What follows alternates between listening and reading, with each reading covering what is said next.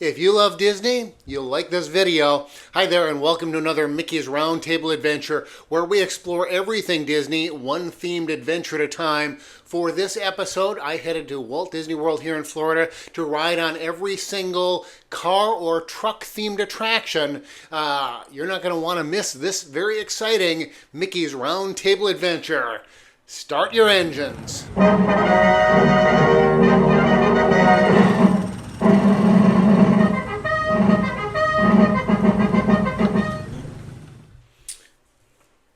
All right, it is July 2025 and Test Track over at Epcot just reopened the newest version of Test Track.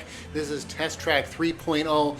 It's had two previous incarnations, and so because of that reopening of that attraction, I decided, hey, let me do this video, but rather than just doing Test Track, I'll do the other attractions around Walt Disney World that are themed to either a car or a truck or have those as their ride vehicle.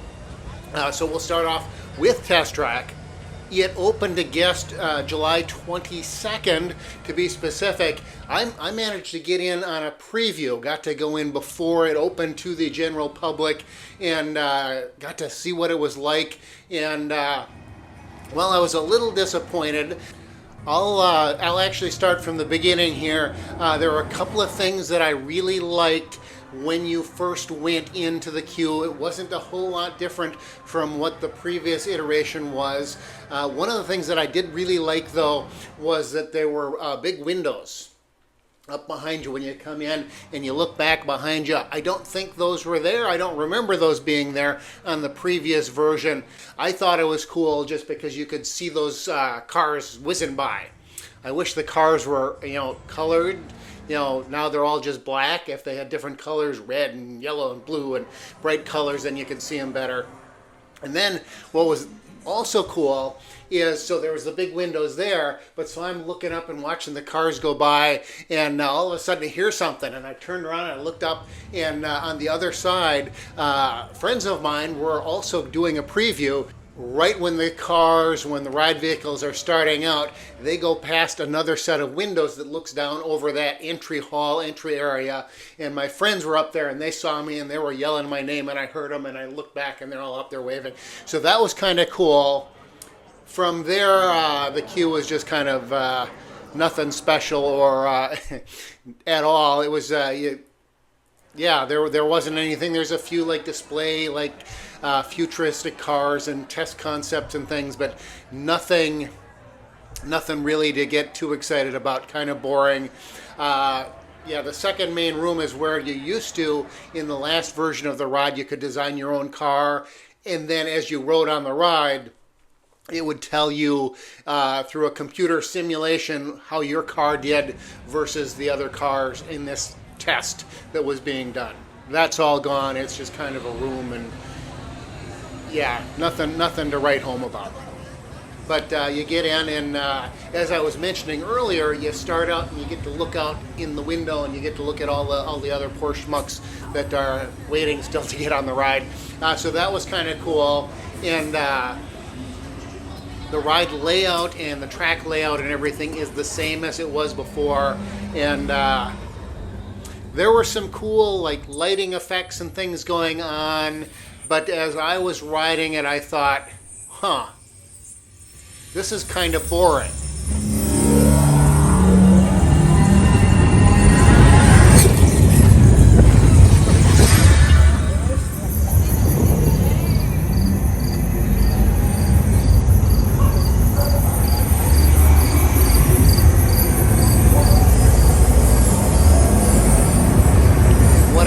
Quite realize at the time, or I realized it, there was no audio going on. I thought, well, why is there no audio? It wasn't working. There was a problem. There was something going on that there was no audio.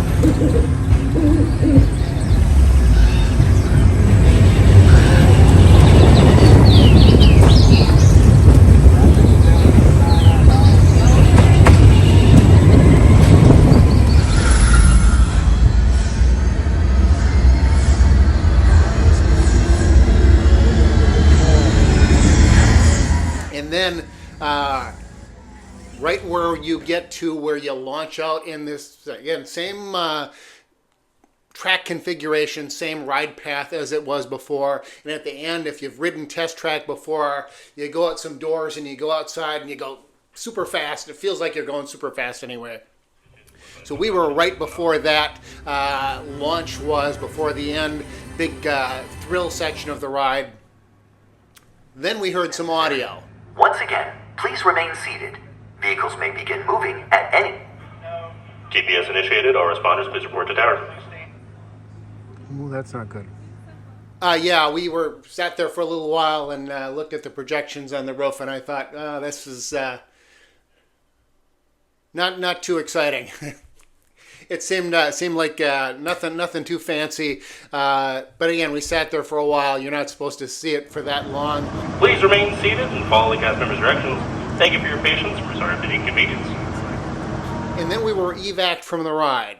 So that was kind of neat, getting to walk the ride path all the way back through the show building and then back outside. They did give us a lightning lane. Everybody that was evac'd off of the ride got a lightning lane so that when the ride came back up later on in the day, we could go back and do it.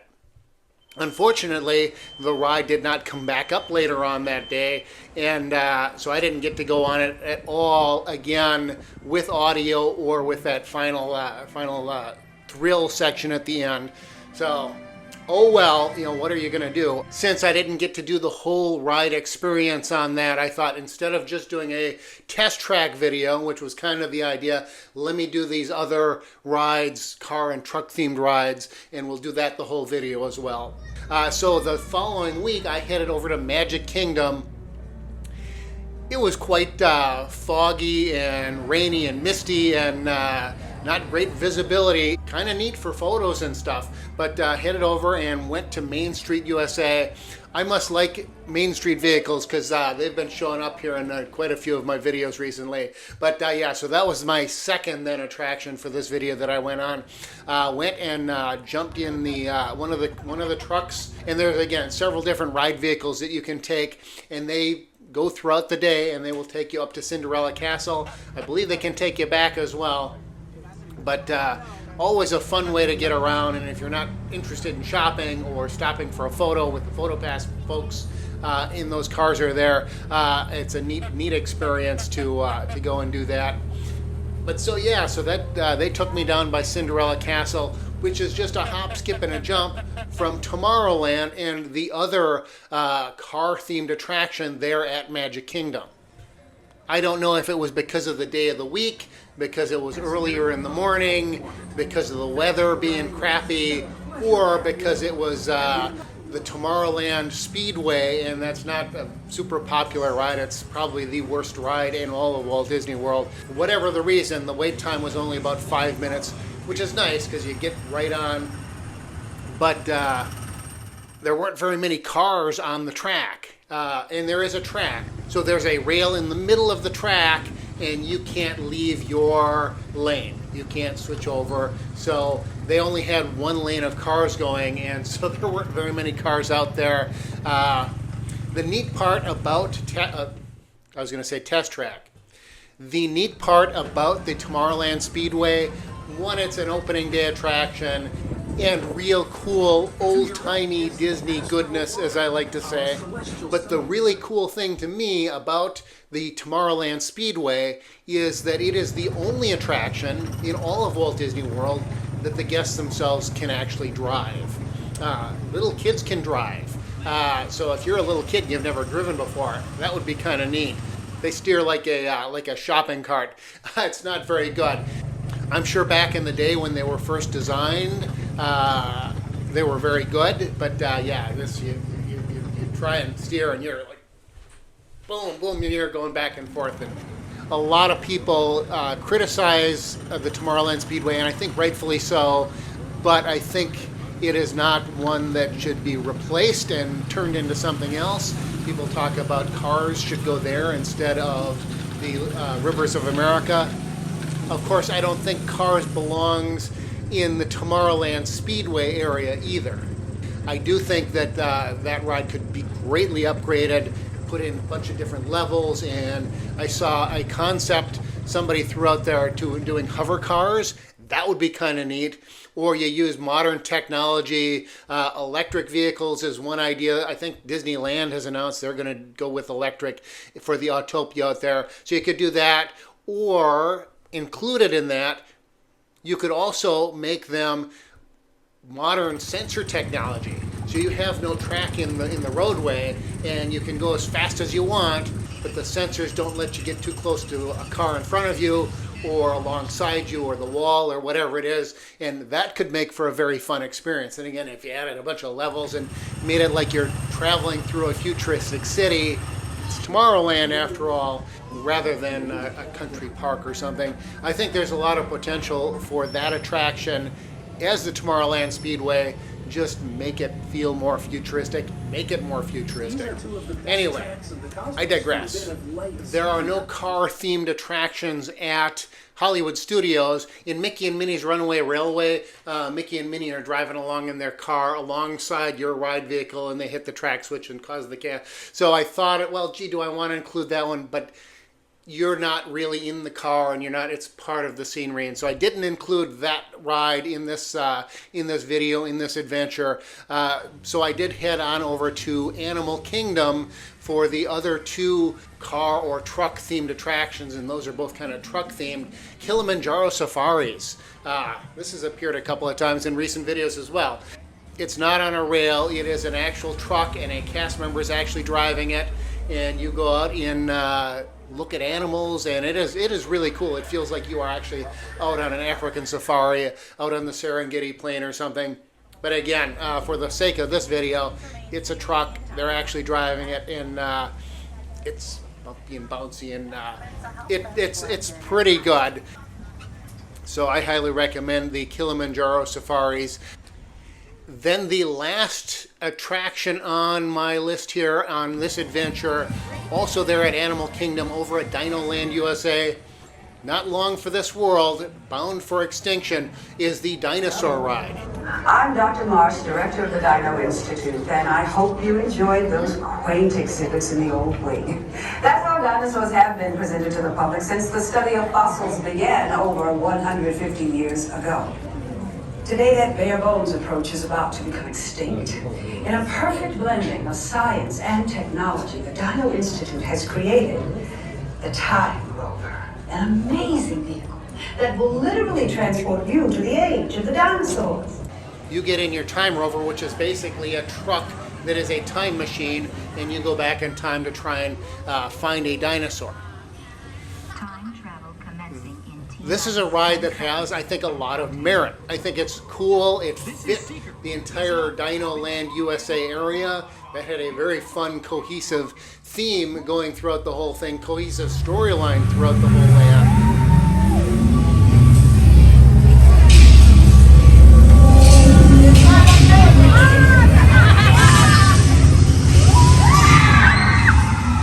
Okay, now let's go get that dino. Computer, what big dino on the scope. Could be ours. Computer, full stop. Identify. Carnosaurus. Definitely not our dino. Go, go, go! Iguanodon. Forget it! Get them out now! Asteroid impact. Brace yourself! They're not gonna make it! They're not gonna make it! Mission accomplished. You made it! I knew you would, and guess who made it back with you? I better find it before security does. Thanks for everything! But for some reason, when you went into Dino Land USA, as you still do, you can't see the dinosaur ride. It's off, and you got to go around Restaurantosaurus and back around, and it's back around the corner, and you finally see it down there. I don't know that that's great for drawing traffic in. I understand the idea of making it hidden, mysterious. Adventureland over at Magic Kingdom is done that way. Tomorrowland, there's a great big wide bridge and you can see your way into it. Adventureland, there's twists and turns and it's more of a mystery, and I think that's probably what they were going for with Dino Land USA and the Dinosaur Ride. it can't be very good for drawing guests in, especially when the ride is not as good as it could have been or could be. It will be changed to an Indiana Jones ride. As I understand it, as I've been told, the ride layout and the ride system is exactly the same as the Indiana Jones ride at Disneyland. Exactly the same. So somebody's bright idea was, hey, we'll turn it into an Indiana Jones ride, rather than just improving the ride that was there. Anyway, it makes me wonder, why did they decide that Test Track will get a refurbishment and retheme? It's still going to be Test Track, 3.0, yet other attractions like Dinosaur or the Rivers of America, they say, no, sorry, Charlie, we're going to get rid of these and turn it into something else. Why does one get the refurb and another one gets the axe? I don't know why those decisions are made that they are, especially considering the fact that, well, you know what, I won't get into it. I think I'll wrap up this video. You know what, then again, I don't think I will wrap up the video. Test Track has opened up, and I didn't get to do the full experience, so why don't I do this? I'm going to head on over to Epcot, and I'm gonna ride the whole new Test Track experience, and yeah, hang on. Whoops. Forgot my hat. All right, so yeah, I made it over to Epcot. I took the monorail here, and from the Transportation and Ticket Center, it goes right by the Test Track there. There was quite the line, so we'll see how it is. I'm by myself today, so hopefully we can get in the single rider line, and I'll save some time. But let's go ride this thing, and then I'll give you my review of what the ride is like. Actually with audio, and then getting to do the actual whole ride. So, all right, let's go do this. All right, so I did just get to ride on Test Track. I went through the single rider line over here, and quite a bit shorter. When I was in the line, I checked what the wait time was. It was like 150 minutes. This whole queue was filled up here. It's quite a bit shorter now than it was back when I first got here and went on the ride. So they're chewing up the people, spitting them out. So I did get to go through the line pretty quick. Got to ride the full ride with audio, and I will say this, it is much better with audio than without audio. It does remind me a little bit of Tiana's Bayou Adventure, very dependent upon having audio. And the ride is similar in that there's slower sections, and then there's little thrill sections in the middle, and then at the very end, bam, you get that big thrill at the very end. So very much like Tiana's in that way. And to me, too dependent upon narration and talking. Spaceship Earth, there's narration through the whole thing, but it is a slow ride through the whole thing. And if I were to ride Spaceship Earth without audio, didn't know what it was about, I would see the changes in communication and technology, from cave drawings to Gutenberg's printing press to radio and TV and broadcast from the moon. You would get the gist of what it's about. This, I don't think, is the case. Tiana's certainly isn't the case. So I wish it wasn't as dependent upon the audio for understanding what's going on, because again, I got to ride this without any audio.